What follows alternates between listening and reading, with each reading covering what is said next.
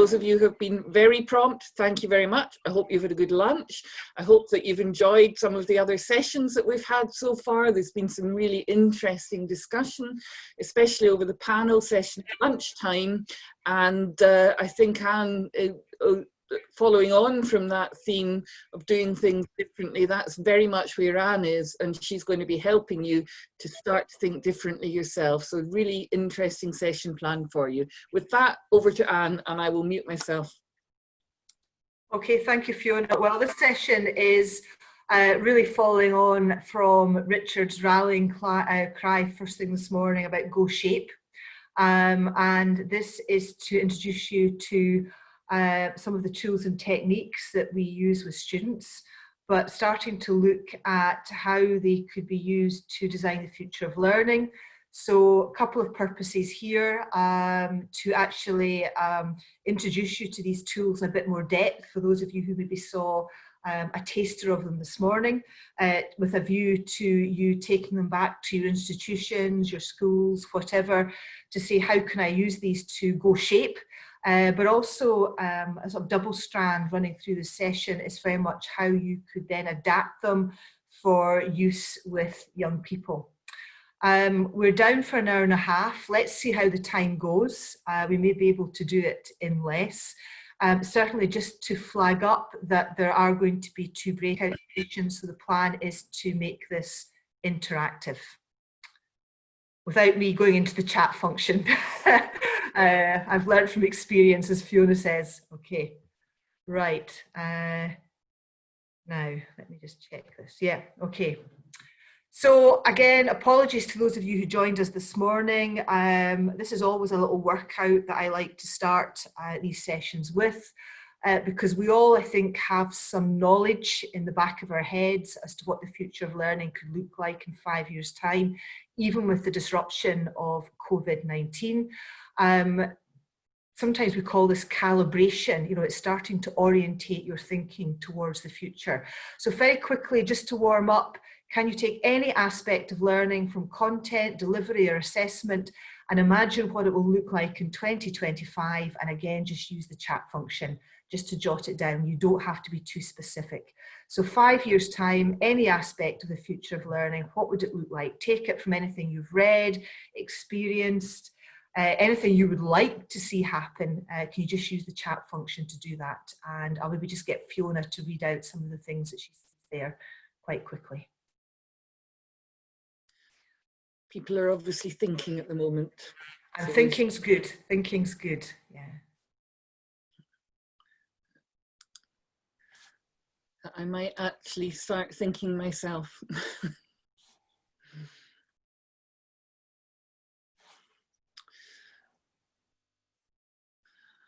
Suzanne is saying SDGs mapped into every aspect of the curriculum. I certainly agree with that.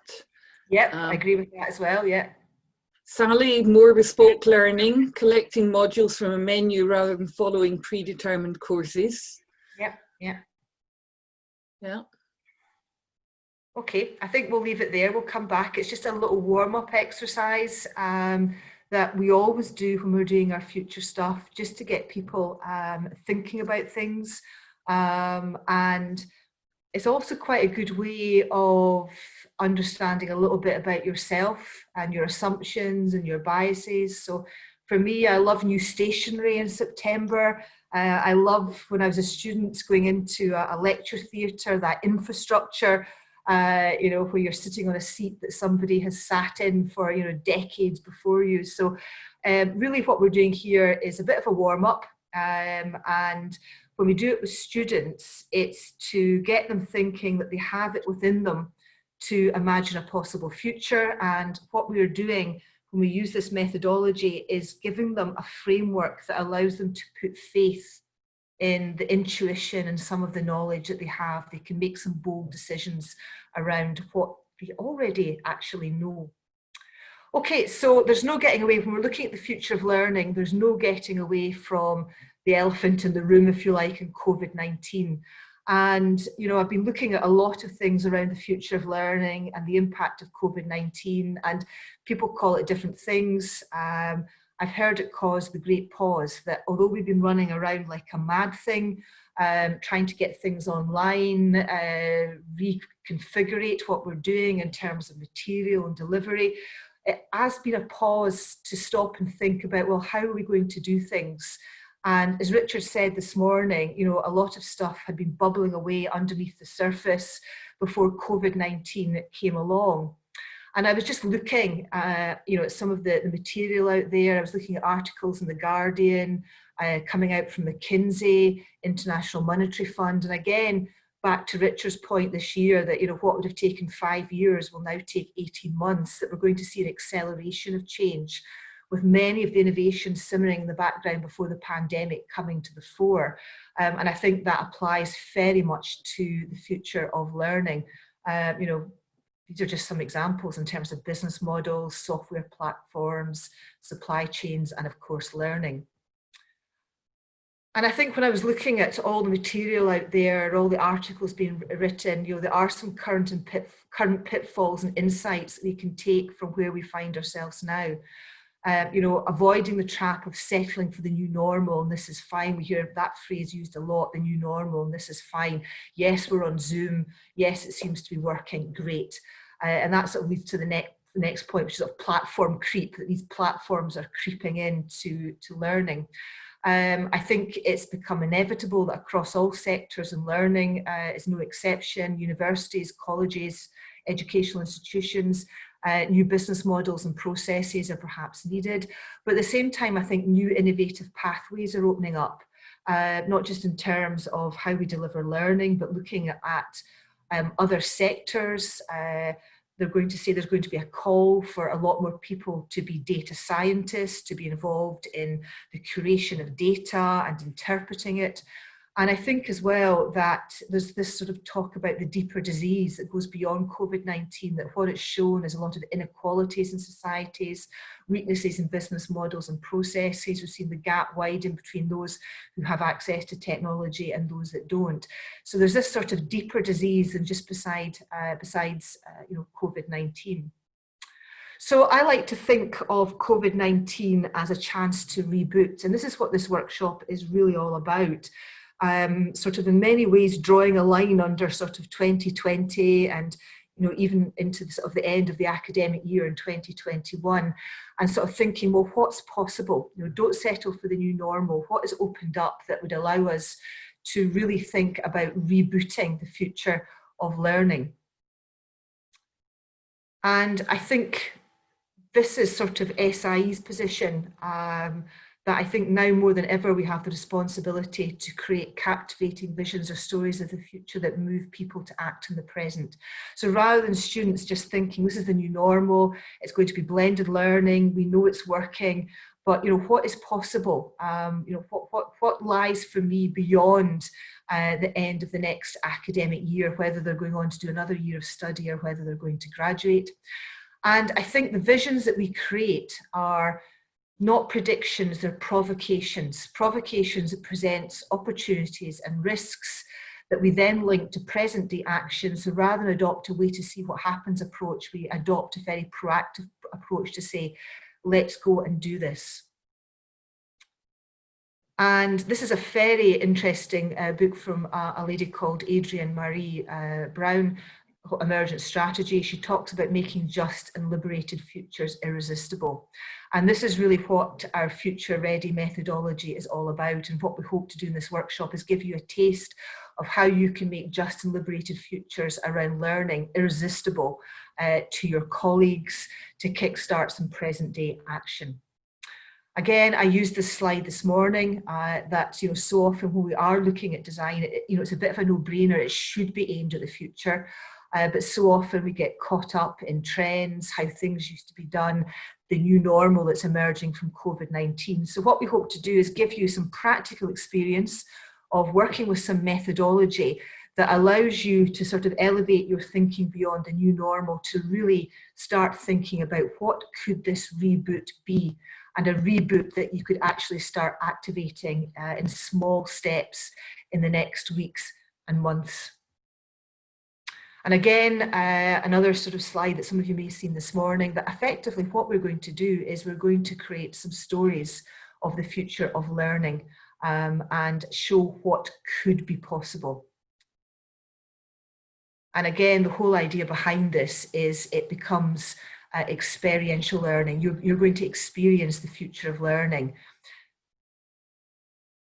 And I just wanted to sort of demonstrate the power of experiencing a future, especially for young people. This is a project that I'm really quite taken with, as my colleagues will probably tell you, because I keep referring to it. But this is a photographer called Meredith Hutchinson, and she is working for organisations like Amnesty International and the Red Cross, and she was tasked with creating an experience. She was tasked with allowing young female refugees in Syria the chance to experience a just and liberated future, and to get them thinking about, what they needed to do to get there.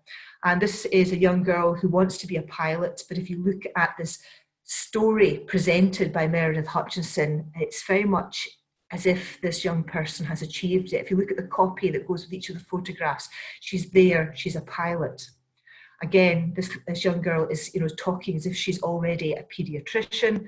And just one of the other sort of powerful photographs is this young girl is experiencing her future. She's in a classroom and she's waiting for her students to arrive, and she's talking about what sort of teacher she will be.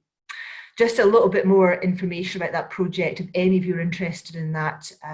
It's a really powerful project. She's a photographer, and I find it really interesting that she talks about giving people a voice through her photographs. So I just wanted to use those last few slides just to give you my personal examples of what I think is a very powerful story of the future, and why I'm so passionate about this idea of creating stories of the future that allows students to experience the future, but also allows people like yourself to experience a future, in this case, learning. So outcomes for this session: to provide you with some tools and techniques to help you start your design journey and create new stories or visions as to what could be the future of learning. Gain insight into how these visions of the future of learning could empower students to change the world. As I was working through this case study and putting these slides together, I was finding that as I was tackling the future of learning, it was so integrated into that future, this idea of empowering students. It was almost very hard to separate it. So I think what I'm trying to say here is, if you look at the future of learning, you're naturally building into that, how do we empower our students to change the world? How do we give them confidence and a sense of purpose and the tools to change the world? Okay, you're going to use these tools to help you look at the future of learning as an educator, but also these tools and techniques you can adapt for use with your students. And the bigger picture is, SIE would like to collect your stories.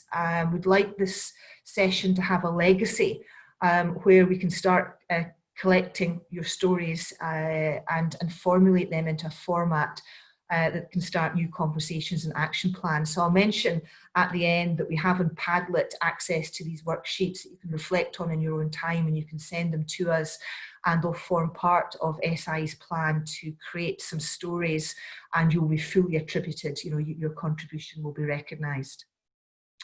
Okay, so how to be a designer of the future. We think the key thing, first of all, is to understand change and what is driving, influencing, creating new patterns of innovation that have the potential to disrupt the status quo. And I think this is a really important thing. I always work with students to say, when you're looking at the future, you can't break the universe. If you were to present a vision of us all being taught by cyborgs via implants in the students' brains, you've kind of broken the universe for a lot of people. So one of the key things we're going to look at is, how do we root your vision for the future in a medium and in the present that people go, well, I get that, I'm comfortable with that. And I think also, as we go through, maybe knowing a little bit about yourself, what are your biases, your experience, assumptions that could prevent you from imagining the great possibilities around the future of learning. So again, we introduced this worksheet very briefly in the morning session, but I'm going to go over it in a lot more depth, and you're actually going to go into a breakout room to work with this around the future of learning. And this is a variation of Sahaya Anatula's future. I know I'm not pronouncing that correctly, and I must practice. But it's a future foresight triangle. It's a well-known template, if you like, for starting to think about how change happens. What we promote to students is that change occurs because there's lots of noisy forces out there that interact. Some of them are stronger than others. Some of them break or sort of weaken the influence of other noisy forces. And we have divided them up using this triangle into sort of 3 dimensions. So we've got the noisy forces that we think represent what we call the push of the future, the push of the present, the noisy forces that recognize the pull of the future, and then we've got the weight of history or the weight of the past. So let me just give you some definitions there.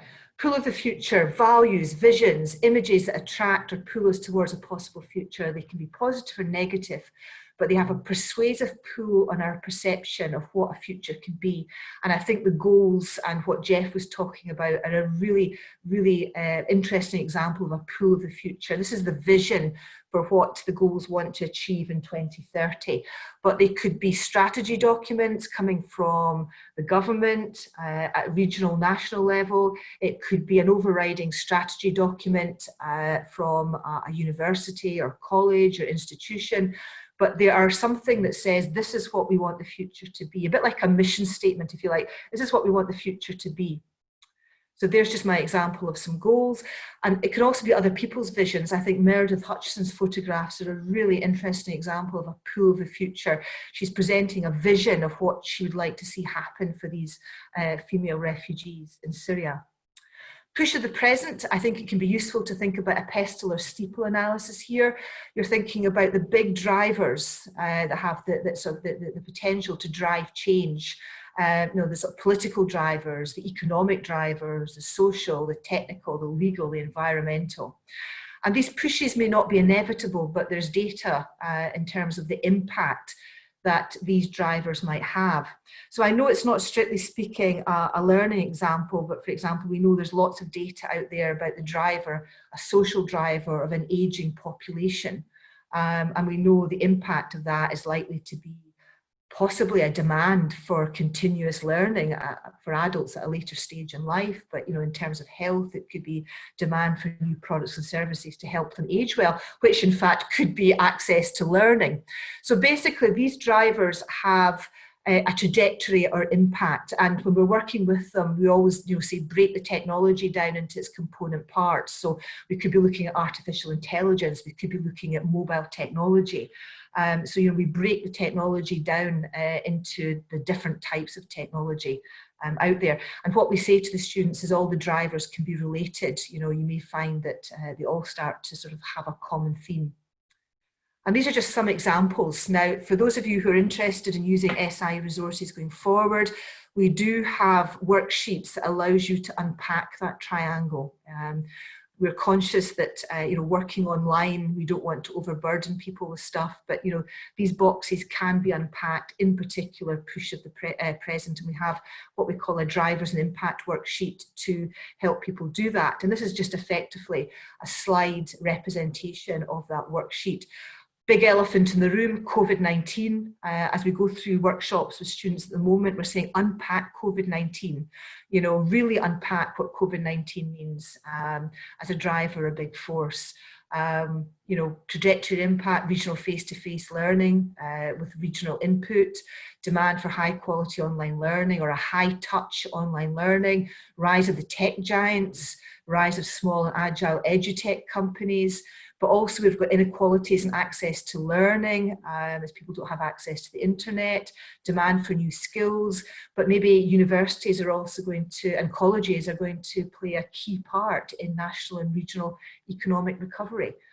So these are just some examples of the drivers. You'll see I've got an artificial intelligence driver there, robotic mentors and coaches, learners placing their trust in A1 designing their learning. Learners don't place their trust in this AI.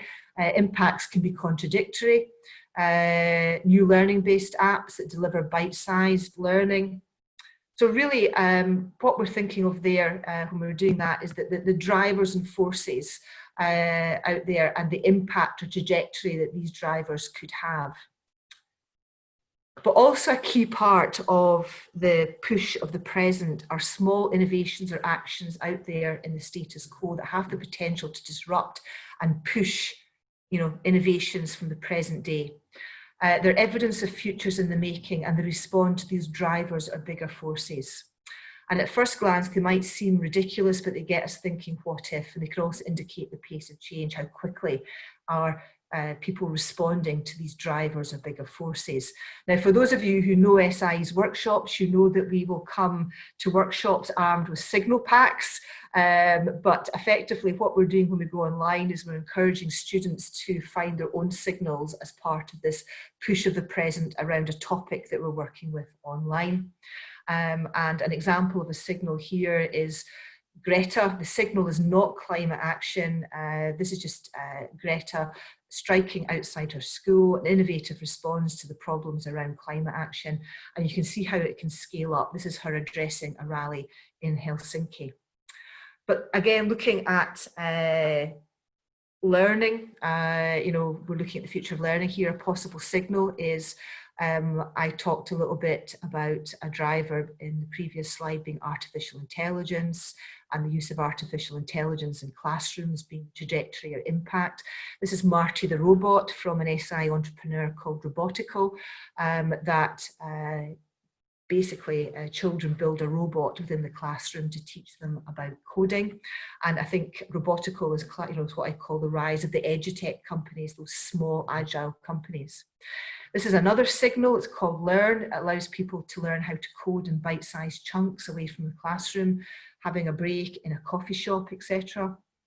And this is another interesting signal as well, is that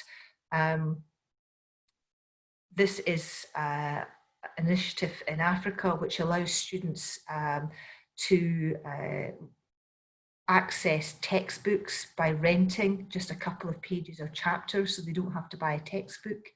But again, this is sort of the rise of mobile technology. That's the driver. And I think this is a signal that responds to the impact of that driver, where people are using mobile technology to gain access to learning in bite-sized and cost-effective ways.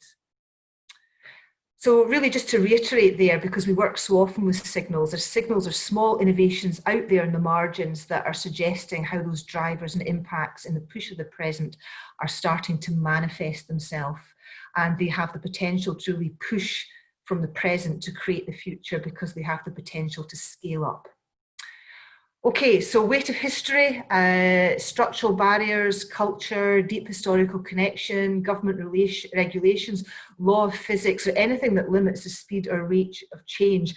And working with students with this worksheet a couple of months back, things like time differences, it's kind of something that we can't change, that people are logging on at different time differences when it comes to learning.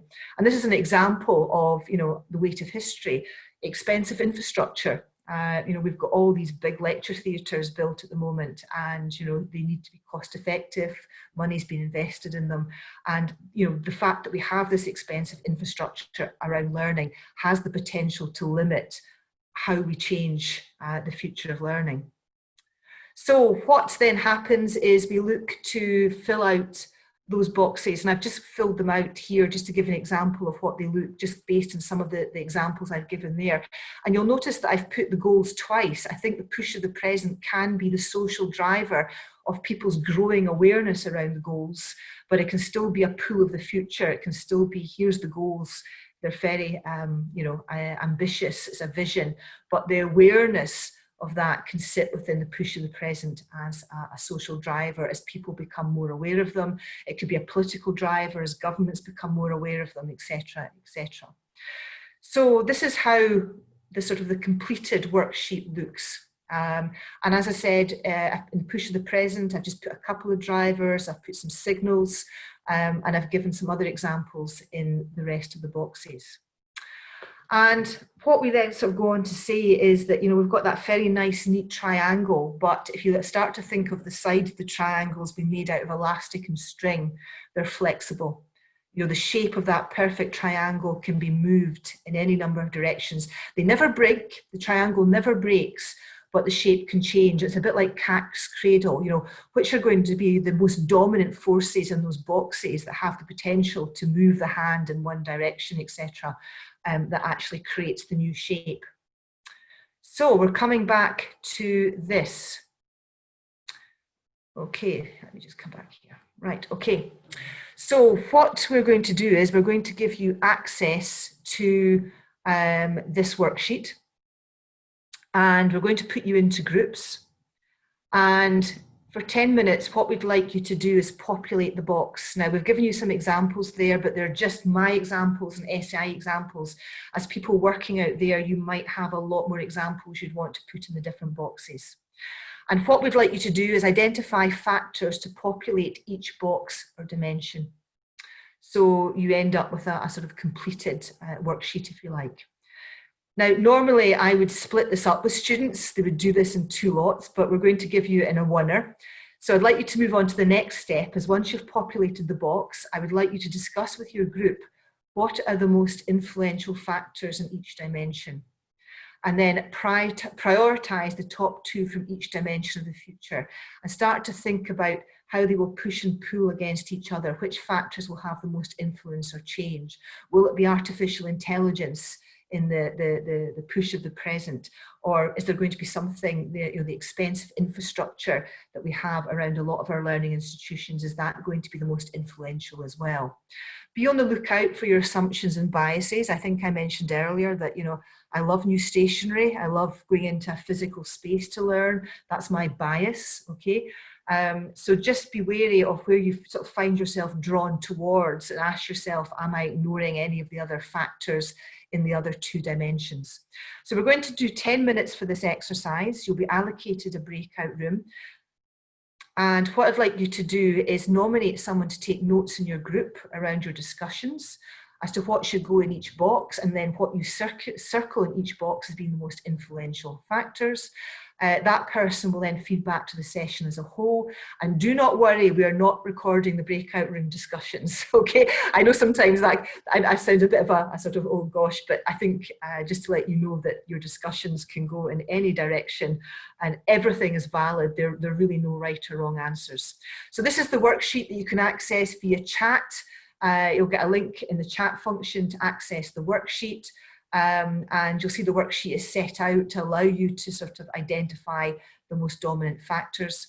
And we're going to take 10 minutes, and then we'll get you back for some feedback in terms of what your groups think are the most influential factors in each of those boxes that have the potential to move the sides, if you like.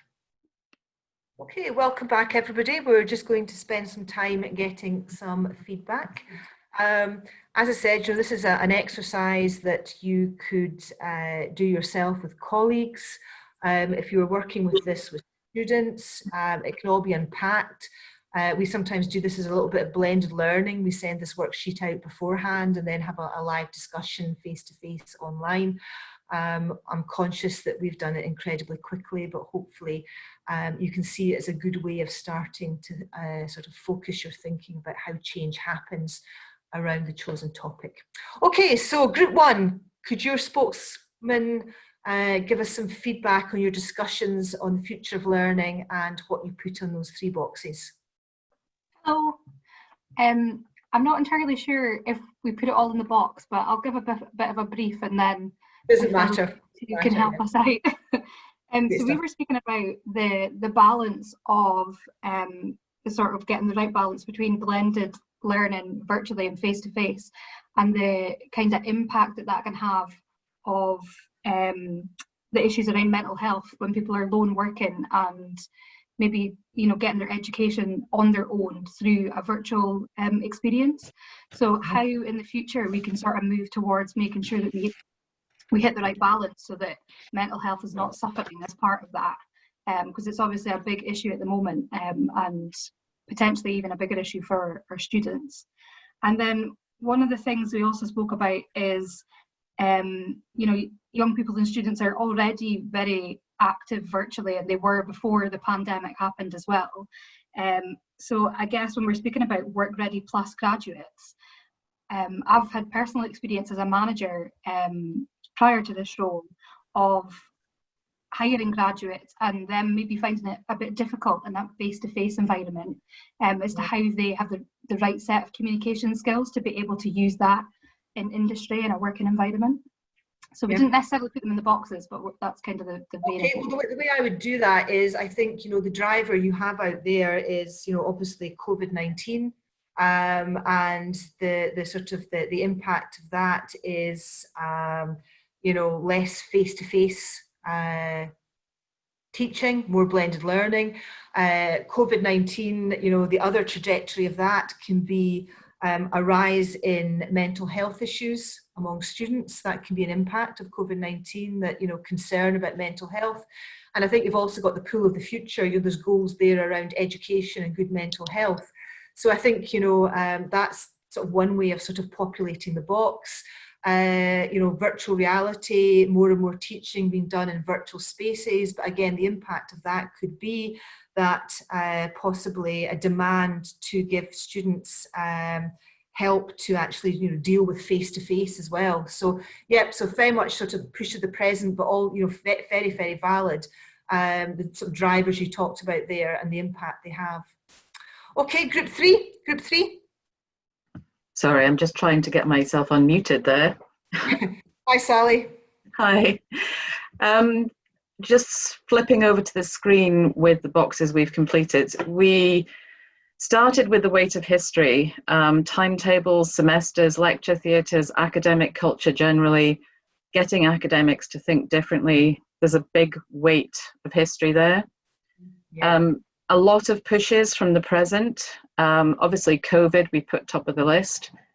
Economic downturn, isolationism, increased demand for employability, desire for greater team working, new academic models, more skills vocational learning, funding being driven by economic drivers, lots of current issues they're all the more the case because of COVID, but we were discussing all of these things prior to COVID. So a lot of pushes from the present and pulls from the future.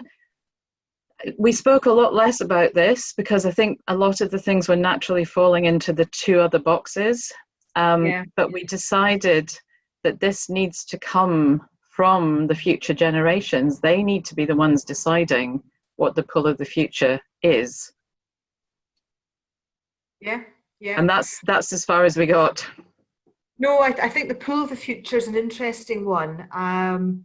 And I think, it can be students' visions of the future. So, get the students to, you're right, get the students if they're doing some stories around the future, get them to feature as the pull of the future. I mean, for those of you who attended the morning session on postcards in the future and our 6 posters, I would say that's a pool of the future is put together by students. And I think the interesting thing about the pool of the future is, it can speed up. It can be so strong that it can influence the push of the present. So I think that's a very valid point that I think, as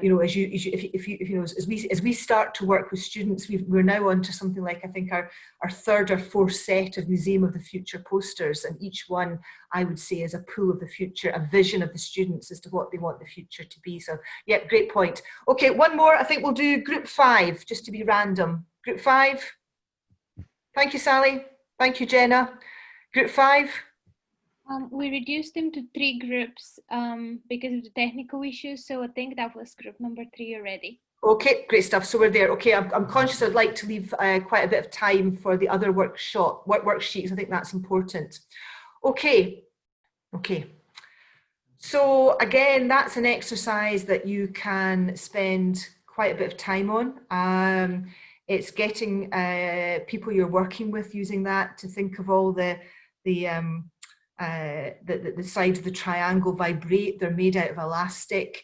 And I think it'd be really nice, picking up from the last group's feedback that, if we had so many of the visions of the students as to what they wanted for the future of learning, hence the competition that we're going to announce the winners of later this afternoon, that, academics are working with students' visions, but equally you could use that triangle with employers. So effectively, your visions of the future possibly become those that are sort of contributed to by other stakeholders like employers. Okay, so that's our first stepping stone on the way to building some future stories. And behind those stories are going to be sort of mini future worlds. So we're going to start the process of creating a future history or story of learning that could inform what could be in 5 years' time. What's the future of learning going to look like? It's going to be visionary, it's going to be innovative, given that we've explored how change happens. But you know, we are going to sort of give due consideration to the weight of history, designing futures anchored in aspects of reality. If we do consider the weight of history, allows us to be more imaginative, I think, you know, if we don't sort of discard the weight of history. And we'll talk a little bit about, you know, how we work with these different boxes to build our future worlds.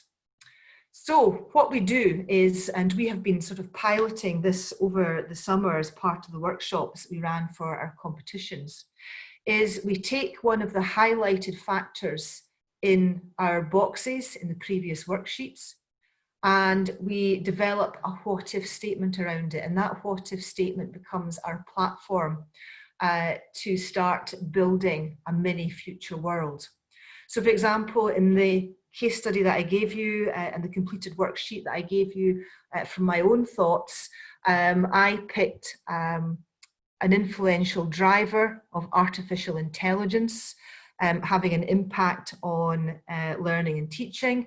And that was backed up by a signal I found around Marty, the little robot that sits in the classroom, but also Learn is based around artificial intelligence as well. It moves learners onto the different level once they complete different sections on the app around how to code.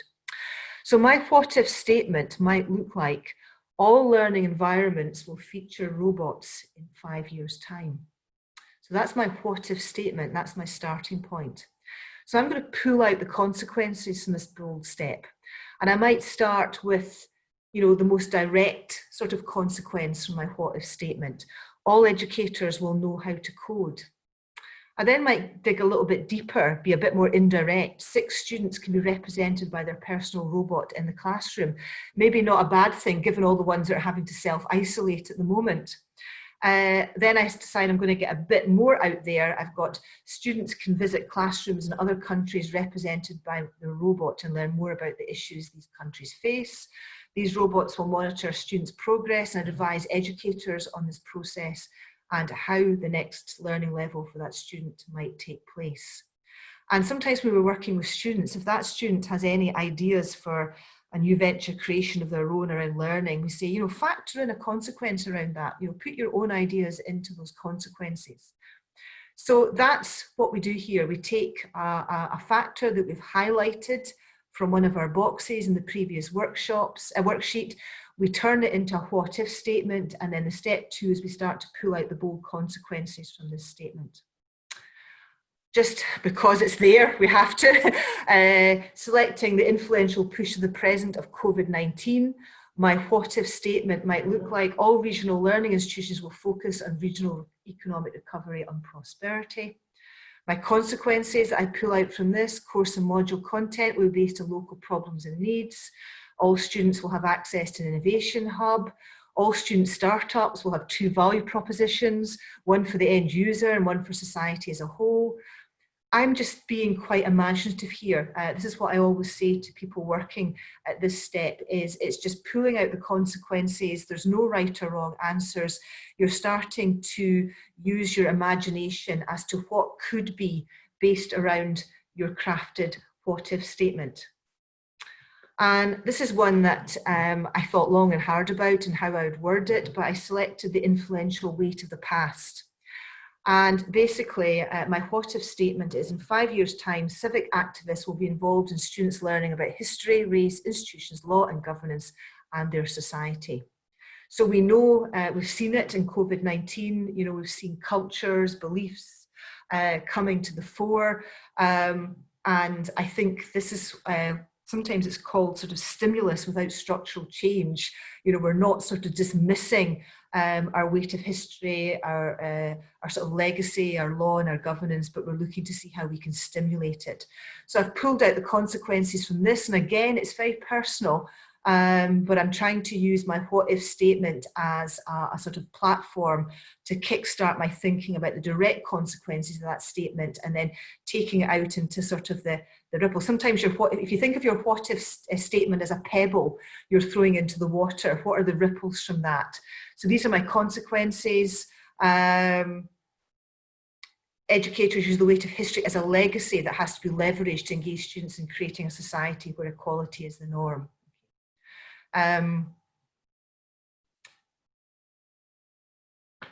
So this is just an example of something that we're going to work with in the next breakout session. I've given you a what if statement. What if all education in 5 years' time will teach climate action as a life skill? And I would like you as in your group to pull out the consequences of that. Now, I've given you an example there, but I'm very happy if you go into your groups and you want to develop a different what if statement. This is just, if you would like to work with this, great. If you would like to choose your own what if statement by choosing something you were discussing in the previous worksheet, pull out the consequences. That's the key thing. Be really, really concrete. What if? There's something designers of the future call out there. It's called specific induction. Be really, when you're imagining the future, it pays to be really specific. So I've been very specific in my what if statement and very specific in the consequences that I have pulled out. Again, there's no right or wrong answer. Again, if you go to chat, and Raleigh will direct you to that, we have a specific worksheet that we capture the steps I've just been talking through. Select a force of change from your previous worksheet that you think will impact upon your chosen topic, and then use that force to generate a short sentence that describes a future world that this force could generate. What if? Yeah. So I've given you some examples there drawn from all three boxes. The little graphic there is to sort of represent you throwing that what if statement into a body of water, and it has ripples. You do not have to confine yourself to 3 steps. You might have a couple of steps you think are the most direct consequence of that what if statement. You might have a couple that represent the next, and then the next. So effectively what we're looking for you is using is to pull out the direct implications of the statement. Then, sometimes maybe for the second circle, maybe you're looking at things about, other sectors of society coming into play. Really just pull it all out. This graph there is there to allow you to think about all the ripples that you can tease out from your what if statement, if that's the case in 5 years' time. Step 2, what we'd like you to do is, I almost fall off my ergonomic chair there. I've realized I can't push it back from my desk. Step 2, this is where you start to use your consequences to build your world. Okay, so if all those consequences are a result of your what if statement, describe what your mini world would look like. So, just pull out as a world what people are using, who they are, just a couple of sentences that describes the mini world in which your consequences are happening. And step 3, this is where you're starting to say, well, actually, what opportunities do you see for future innovation in this future world? What will people want? What are their emerging needs and expectations? What issues are people facing? What new products and services might be needed? And here's quite important for some of you who've been discussing skills. What skills or competencies might be needed in this world? Are there new job roles emerging? Okay, are there new skills needed by employers? So new products and services needed, new skills, new competencies. So we're going to give you 10 minutes to do that. This worksheet is there just to help you focus your thinking. And as I said, you can go back to my what if statement if you want to use that as the basis for having a go at that worksheet, but I'm entirely happy for you to develop your own what if statement based around some of the stuff that you were discussing earlier. And again, if you want to use the chat function, please do, okay? So Raleigh's going to put you into breakout rooms and you can access this worksheet via the link in the chat function. And if you're struggling to get into a chat room, please let us know so we can allocate one to you.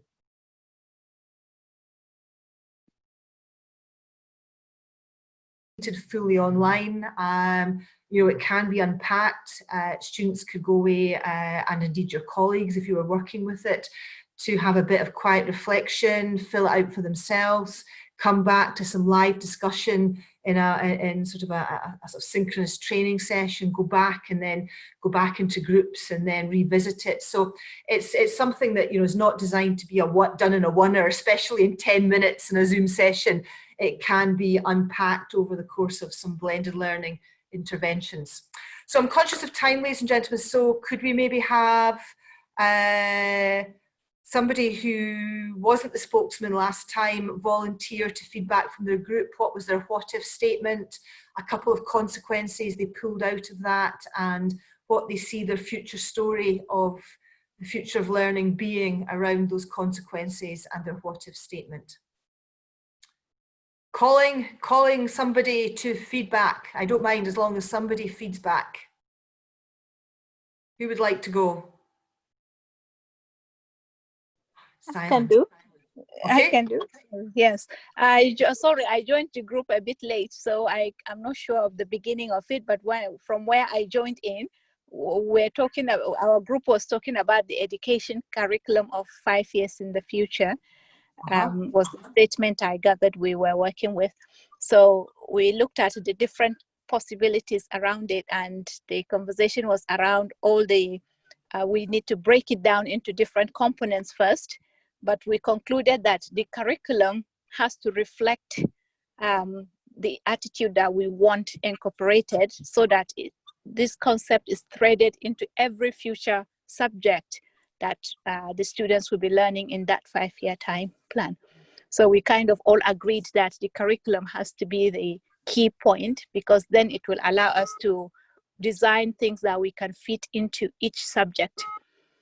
Right. So if you were completing this worksheet, you know, you'd pull out the consequences, but actually describe that world. You know, really describe, you know, really make it sing off the page. So just an example, when we were working with students around the future of learning, the what if statement was the one that I gave you there about the future of climate action. So I had, this is a world in which Jamie, age 16, is studying for a qualification in environmental management.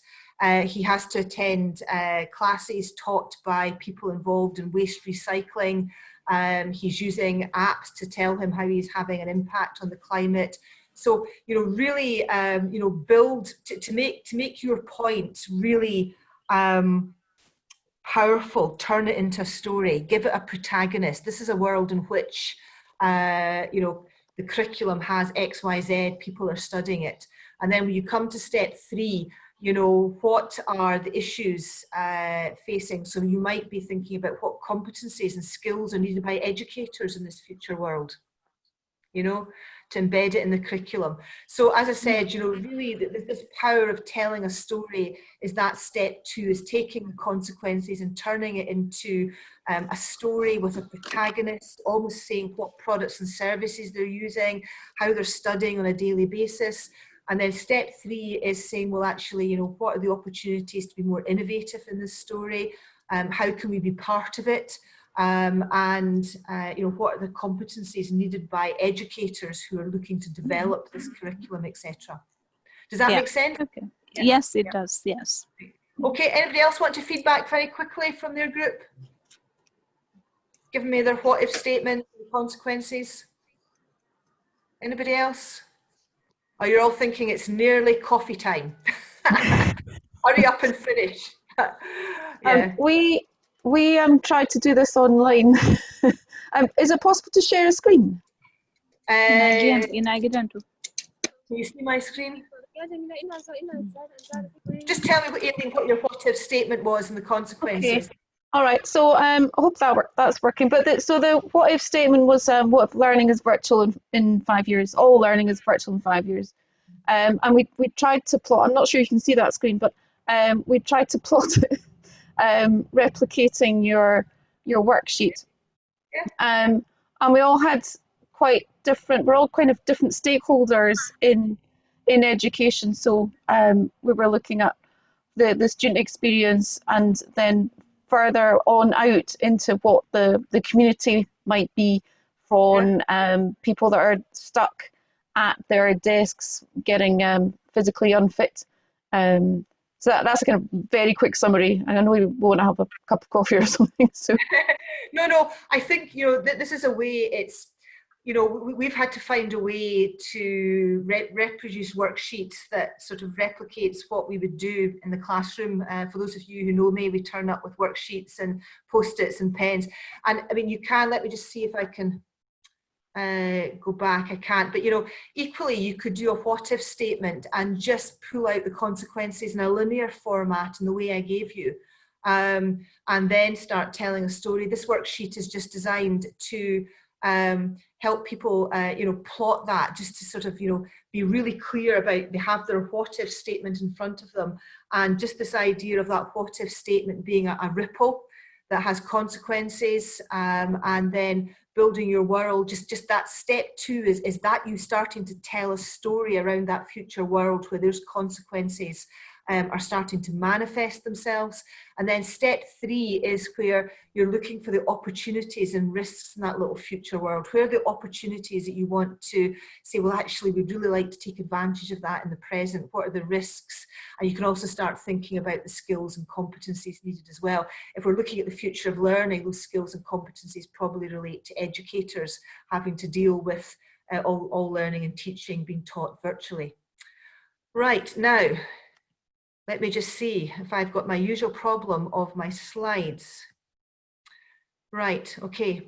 So the key thing is that if you as educators can, whether or not you use our methodology or not, whether you use one of those worksheets, whether you use 2, the key thing is to start telling a story, to really tell a story as to what a possible future might be if your what if statement comes to pass. And then the next key thing is when you have this story is, you know, what comes next. There's no point telling these future stories if there's no action. And what we're looking to do here is to link your future stories and your foresight to action in the present day.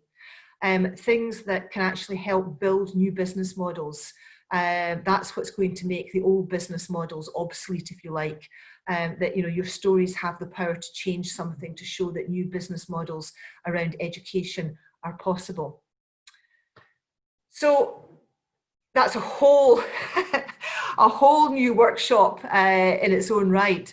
But I think that what hopefully we've given you here is some toolkits that would allow you to develop some action. And the thing about acting on foresight is it's not big grandiose plans. It can be small, baby steps.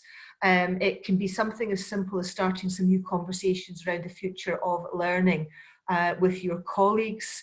It can be a case of seeing something in your future stories that says, well, actually, let's start a little group that's going to look at that. Let's start looking at CPD and training in virtual reality for academics and educators.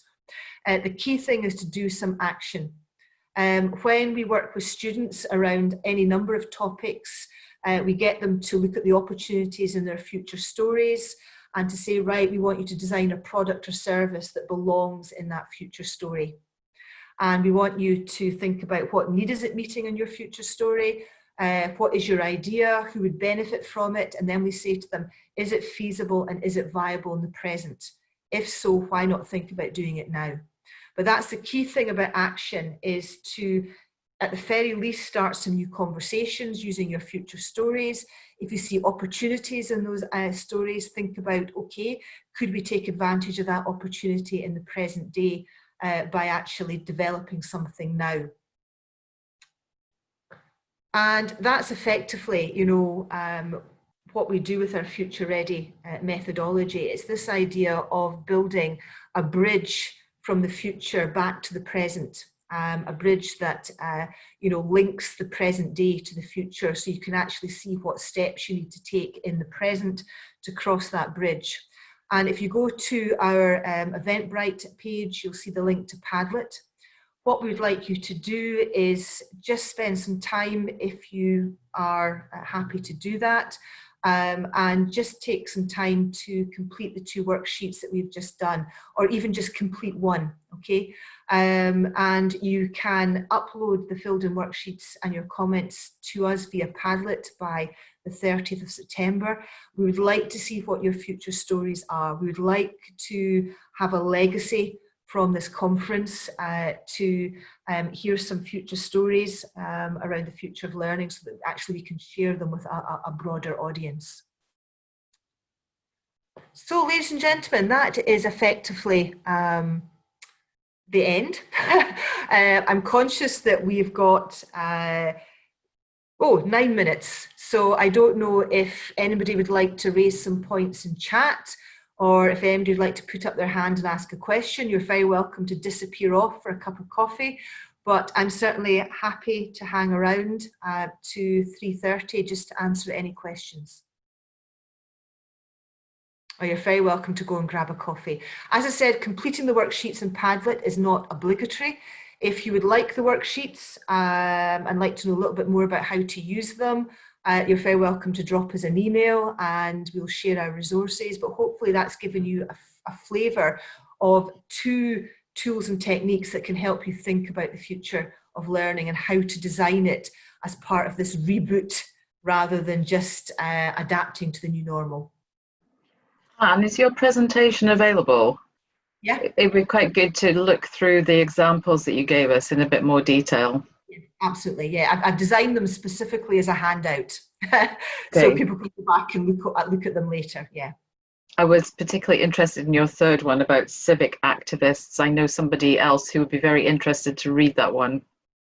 I think it's very interesting. I think, you know, when we design the future, I think we're very our bias is to ignore the weight of history and to leave it behind. But I think there's a lot to be said that, you know, we need some of the institutions to sort of cope with governance.